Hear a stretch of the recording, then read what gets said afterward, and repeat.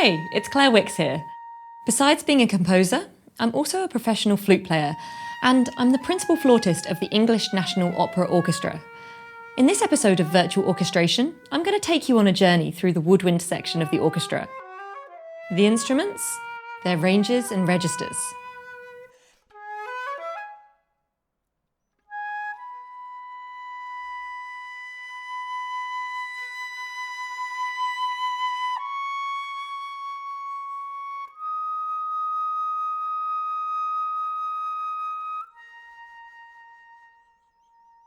Now, I might be biased, but I think the woodwind section is one of the most complex ones in the orchestra. In contrast to strings and brass, there's a bit more going on. Not only are there different individual instruments, but actually different instrument families. These are the flute, oboe, clarinet and bassoon families, each with a variety of eccentric family members. Let's start with the flute family, home base for me. The flute you're most familiar with, so what we mean when we say just the flute in the orchestra, would be the concert flute. Its smaller sibling is the piccolo, which can play higher pitches and sits right at the top of the orchestra.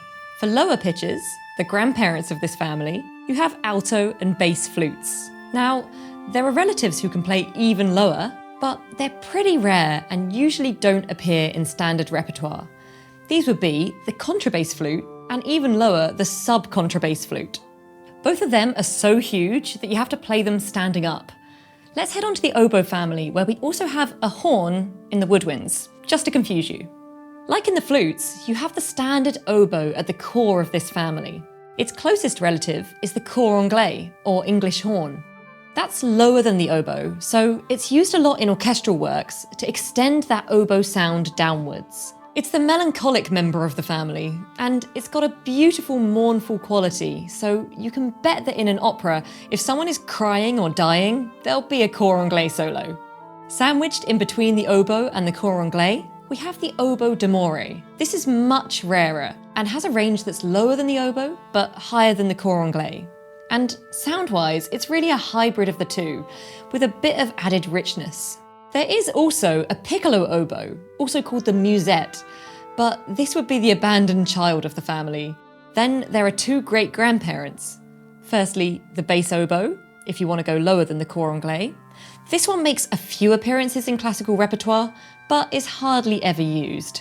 Secondly, we have the heckelphone. Now, before you jump to any conclusions, it's not called the heckelphone because whenever it's played, people in the audience heckle at the player. It's actually named after the maker of the instrument, Wilhelm Heckel. It was the initiative of the composer Richard Wagner, who wanted an even deeper oboe than the bass oboe, so commissioned Heckel to create one. If you're wondering how rare this is, since its creation, fewer than 200 instruments have been made. Off to the clarinets. That's where things start to get a little more complicated. The standard clarinet is actually more like a pair of twins, the B-flat clarinet and the A clarinet. These are really similar in sound and have a difference in range of just one semitone. The smaller and higher pitched sibling of these two is the E-flat clarinet. This is basically the piccolo of this family. Going in the other direction, we have the bass clarinet. This is much lower with a warm and full sound. The clarinets have a pretty large extended family.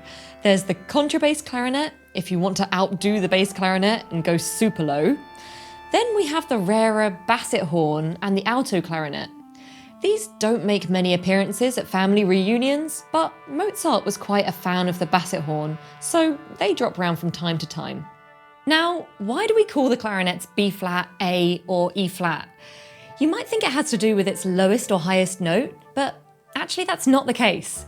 It's because they're what we call transposing instruments. That means when they play a note, the instrument sounds at a different pitch than the one that they're playing and reading on their music. We find transposing instruments in the woodwind and brass sections of the orchestra. Let's take the B-flat clarinet, for example.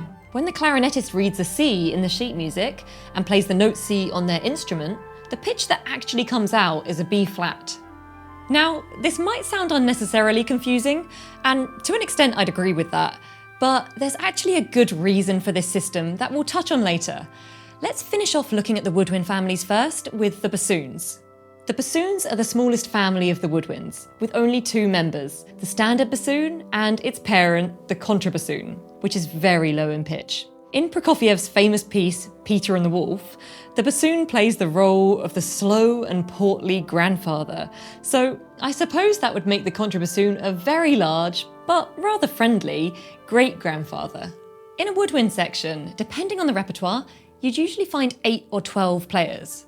We would write that as 2-2-2-2, so 2 flutes, 2 oboes, 2 clarinets and 2 bassoons. Or for a 12-player section, that would be 3-3-3-3. This 12-player standard formation would be 2 flutes and a piccolo, 2 oboes and a cor anglais, 2 clarinets and a bass clarinet, and 2 bassoons and a contrabassoon. Now, as there are so many different instruments in each family, woodwind players are often required to play more than one instrument. A flute player like me would have both a concert flute and a piccolo at their disposal, and swap between them during the piece. As a woodwind player, when you have to play more than one instrument in a piece, that's known as doubling, or even tripling if you're switching between 3 instruments. Now, depending on which instrument you have to swap, that may take more or less time.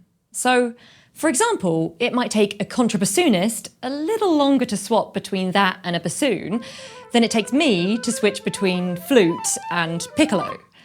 For one thing, you can't balance a contrabassoon on your lap. Now, here's a quick tip from me. If you're writing doubling parts, be realistic when it comes to how long it might take a player to switch instruments.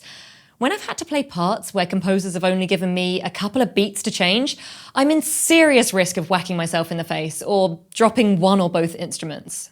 Also, bear in mind that the player will be picking up a cold instrument. In the woodwinds especially, that affects the intonation a lot. So the tuning will be better if you give plenty of time for a change. Then the player can blow a bit of warm air down their instrument and get properly prepared to play.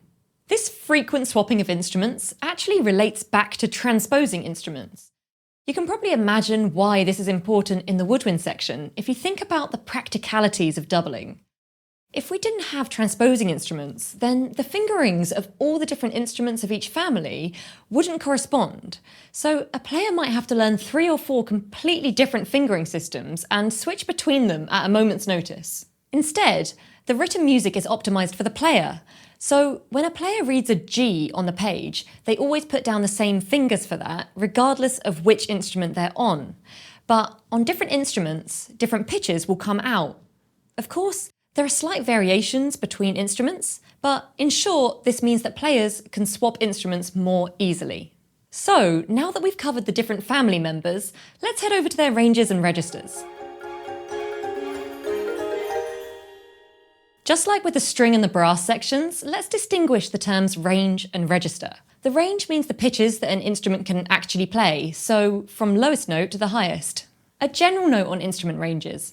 These instruments aren't like a piano or a harp, where you have an absolutely defined range that isn't going to change. On most woodwinds, the bottom note is a set entity, as it's just the full length of the tube with all the keys closed, is as low as that instrument is ever going to play. At the top, well, most instruments don't really have a top note, but the sound quality just gets so poor as you push it higher and higher that there's no real benefit in using that part of the range.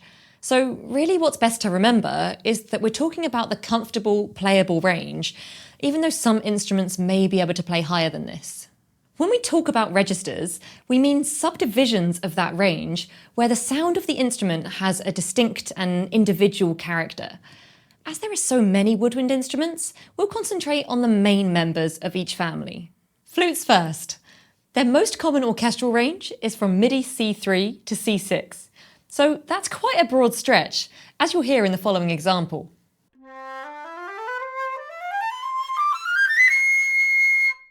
The piccolo's range is roughly an octave higher, so from D4 all the way up to C7. There's a reason that it's got itself the nickname the Screaming Twig. In terms of tonal quality, we find essentially 3 registers in the flute: low, middle and high.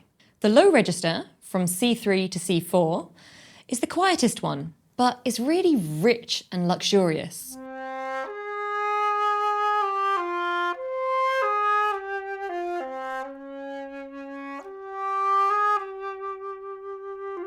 flute plays in this register, it can easily be drowned out by the rest of the orchestra, unless it's treated carefully.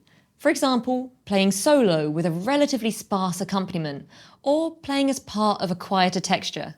It's also a nice register to use to add colour to another instrument's solo. The middle register is louder and projects more easily through larger orchestral textures.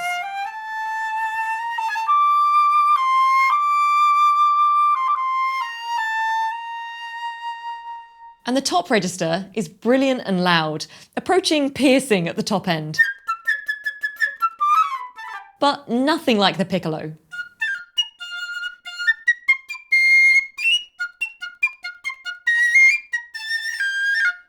The flute is really agile across all of its registers, so it's great for what we call passage work, basically fast stuff. Bear in mind though, when you're writing this sort of thing, that doing big jumps very quickly is harder on the flute than, say, on the violin, partly because we change between some notes just using our lip and airspeed, but runs are generally easy enough. So, off to the oboe family. The oboe's range is from B-flat 2, below middle C, to around A5 over 2 octaves above, so it covers nearly 3 octaves. The cor anglais, or English horn, sounds from E2 to around A4, almost 2 octaves above middle C. Often we call for the cor anglais because of this lower register, which is thick and dark, wonderfully rich in overtones. And we've already said it's melancholic, so great for lyrical, yearning melodies. Now let's dive into the registers of the oboe, which we'll divide into low, middle, and high. The oboe's lowest fourth is a really powerful and strong sound. If you're writing in this range, just bear in mind that it's almost impossible to start a note gently and softly. If you're looking for an instrument to do that in this range, what you want is a clarinet. Above that, from around the E3 to C5, is where the oboe is most distinct and really gets that lyrical quality. The highest register, from the C5 to the top A5, is much thinner and quite shrill, and it's tricky to blend the sound with the rest of the winds. Not to mention a bit more difficult to play, or at least to play in tune. Halfway through, let's head over to the clarinets. The clarinet covers a range of almost 4 octaves, from C-sharp 2 to around A5. The bass clarinet goes from B-flat 0 up to around the D4.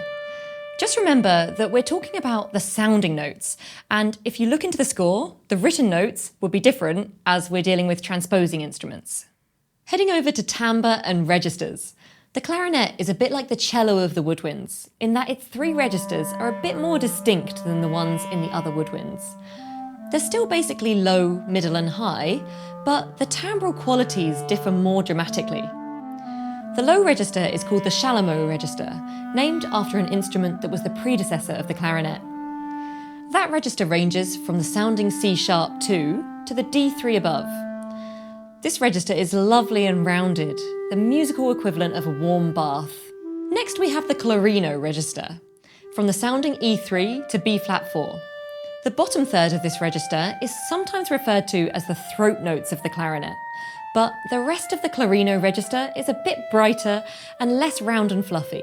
In this and the chalumeau register, the clarinet is great at playing amazingly quietly, and it can creep in really gently from absolute silence. The top register is the altissimo register, from the B4 to at least a respectable G5 or A5. This register is thinner and very projected, and dare I say, starts to sound a little more like a saxophone in tone quality. Now, let's round up with the bassoon family. The bassoon also starts at the same B-flat 0 as the bass clarinet, and can play up to about an F4 right at the top. The contrabassoon speaks an octave below the bassoon, from the bottom of the piano, B-flat -1, to around the D3, just above middle C. Although the top of the range is rarely used, it's there for the big low notes. And though the bassoon isn't a transposing instrument, the contrabassoon technically is, as it sounds an octave lower than written on the score. It's great for giving the woodwind some depth, and even gets the occasional solo, usually for something that's either terrifying or humorous. So the bass clarinet and the bassoon are quite similar in range, but the sound couldn't be more different.